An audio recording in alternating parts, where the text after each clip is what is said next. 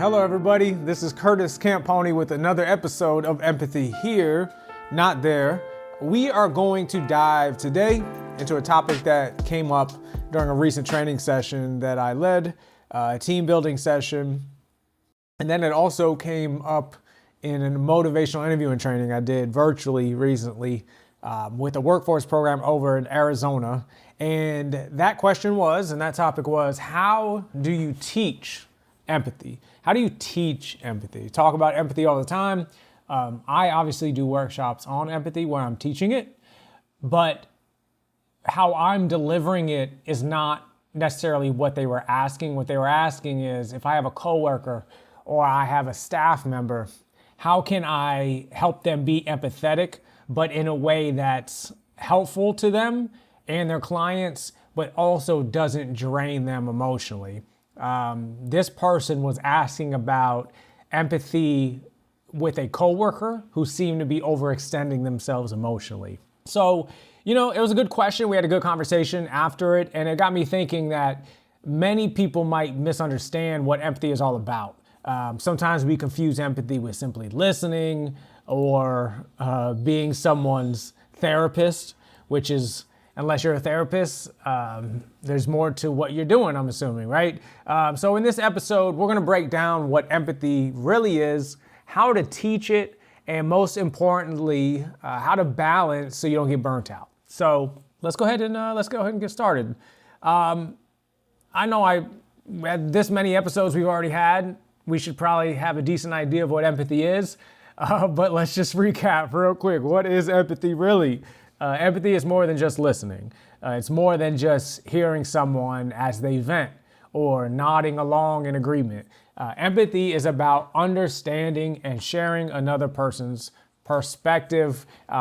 If it's emotional empathy, sharing another person's feelings. But here is the thing, here's the trick, especially when you work in a field that's emotionally draining.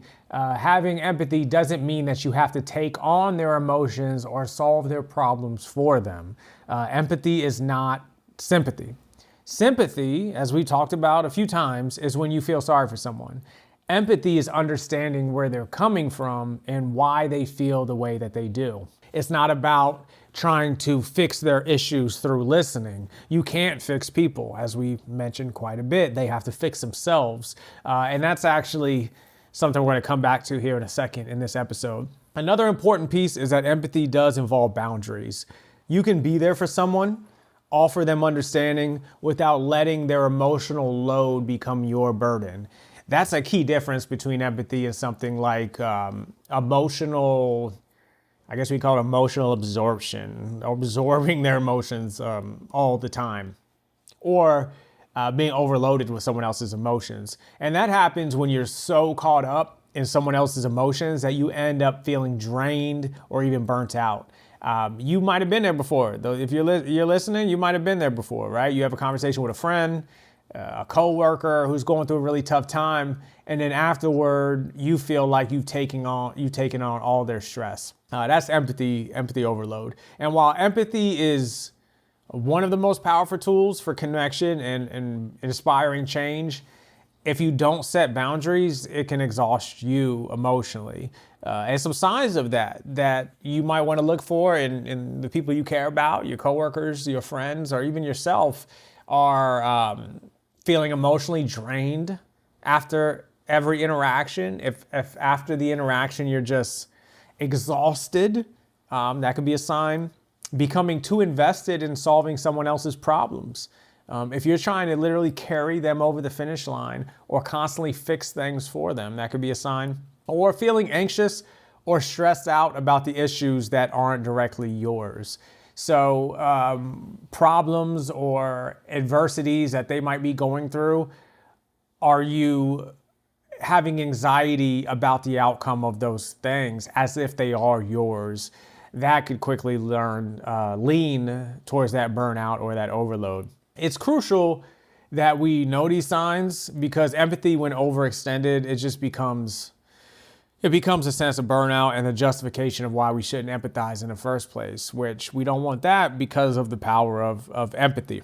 Let's get into the heart of this episode. How do we teach empathy? Back to the original question, how do we teach empathy? I know some of you might be thinking, can empathy even be taught? Is it possible? The answer is yes. Yes, it absolutely can. But it really is more about modeling and encouraging the right behaviors as opposed to giving like a clear directive on how to be empathetic.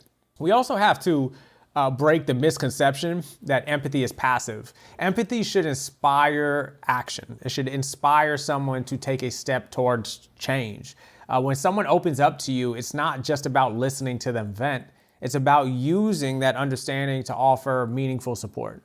You don't have to fix the issue, but you can help guide them towards those solutions. For example, instead of saying, I'm sorry you're stressed, you can ask, how can I help?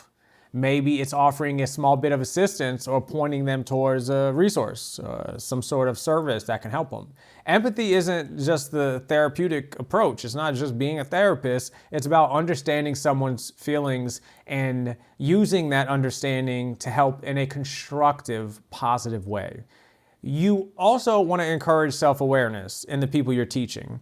Help them recognize they're starting to overextend themselves emotionally. Teach them how to ask open-ended questions to encourage reflection. For example, what would make this situation better for you right now? When asking this, you're helping the person focus on solutions rather than creating justifications and rationalizations to stay stuck in the problem. And remember, empathy means supporting someone while setting your own boundaries. Just because you're empathetic, that doesn't mean you have to carry their emotional weight. It's not yours. It is theirs. You know what? Let's take a deeper dive into something here. One of the more important aspects of empathy, balancing it. This is where people struggle. We're taught to be caring, especially if you're in social services. You're taught to be compassionate and to support others. But what about ourselves? What about that work-life balance? Let's do some strategies or share some strategies that can help you balance the amount of empathy that you put out into the universe, okay? So first, learn to active listen without the emotional absorption of their experience. So what do I mean by that? It means you're fully present. It means you're listening to someone, but you're not taking on the emotional weight that they have. You're there for them, but you're not carrying the burden. You have your own to carry. Try summarizing what they've said without internalizing their stress. Something like, it sounds like you're feeling overwhelmed because of X. Instead of diving into their emotional pool with them, reflect back and allow them to unpack it and explore the nuance of it. Secondly, boundaries. This is a big one. Empathy doesn't mean giving so much of yourself that you are left empty. Your cup, and now everybody's cup might be different sizes, but you have one. And when it's empty, there's nothing you're doing there. When it's overflowing, there's nothing you're doing there. There are times you're going to have to set limits. You're going to say, this is enough. I can't pour any more in, or I don't have anything to give you because mine is empty. Maybe it's in a situation where emotionally you're not capable of helping someone. In that case, it is okay to say, hey, I'm really sorry you're feeling this way, but I'm not in a place to help right now. Can I connect you with someone who might be able to offer more support? It's okay to say that if your cup is empty or if your cup is overflowing. Don't be afraid to set your own boundaries, please. It's so important, especially for my people in social services. This is critical. What's another tip? Self-care. Obviously, this is a buzzword you hear about all the time. After an emotionally charged conversation, you're going to need time to recharge. Whether that's taking a walk, meditating, if that's your thing, journaling, going to the gym. You have to find a way to process your own feelings so you don't carry the weight of others. Back to the cup example, if your cup is empty, there's nothing you can do until you refill it. If you were thinking about a cup being overflowing, there's nothing you can do until you can get some of that stuff out, until you can empty some of it. So you have to have self-care. And then finally, you can then always redirect. Sometimes empathy means recognizing that someone might need professional help. I mean, they might need help that you can't give. It's okay to redirect someone if you're not able to provide the support they need. Remember, empathy isn't about solving problems, solving everyone else's problems. It's about understanding and helping them get the right kind of help, especially when necessary. You know what? I got one more tip, actually. Accountability. Accountability through empathy. It's not just about listening. I know I keep saying this, but I want to keep, it's not just about listening. It's about helping others move forward. So when you are practicing empathy, ask yourself, how can I demonstrate empathy or give empathy in a way that is also likely to increase the chance that it will inspire action, that they will take action? So empathy with a compassionate act, or empathy that can motivate them to take a step towards change, can reduce the burnout or overwhelming feeling you might have, because then you're seeing that they're actually doing something. It's not you having to do everything. So that could be helping them brainstorm a solution, offering like a tangible support.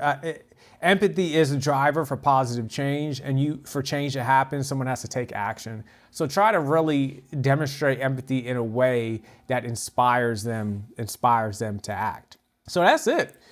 That's what we have. I hope that answered your question about how do you teach empathy. It's not listening. It's not just feeling. It's about understanding. It's about healthy boundaries. It's about inspiring action.